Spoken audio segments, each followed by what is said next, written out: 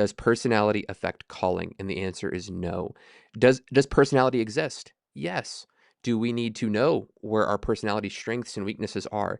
Is it good for you and your pastoral team to take a test, a good scientific test that can tell you who you are, how you interact with people, how you think about the world around you, and that other people on your team can better understand who you are? There's nothing wrong with those kinds of things as metrics. The problem that I would have is when we begin to staff people in our churches based on these kinds of things, or empower certain people based on these kinds of things.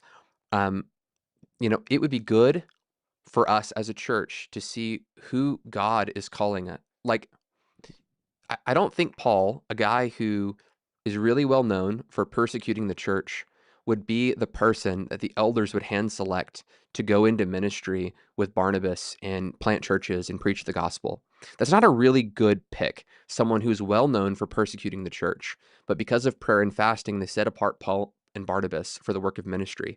And I think that sometimes we can overlook the janitor with good character who knows the Bible, who's made disciples. But because he doesn't have this big ambition for his life, we overlook him because he's not a visionary leader, but he's caring for the needs of others. He's discipling others well. He might be quiet and kind of in the background and okay with that, but that's the exact kind of person we want participating in our churches and leading in our churches.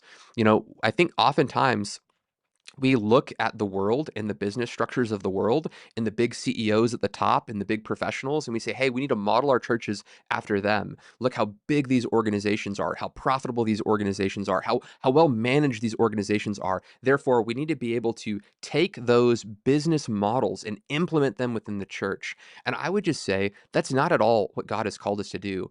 God has called us to measure grace. Where is God supernaturally pouring out grace in the church? Look at what God is doing in this man's character and life and the fruit of his life.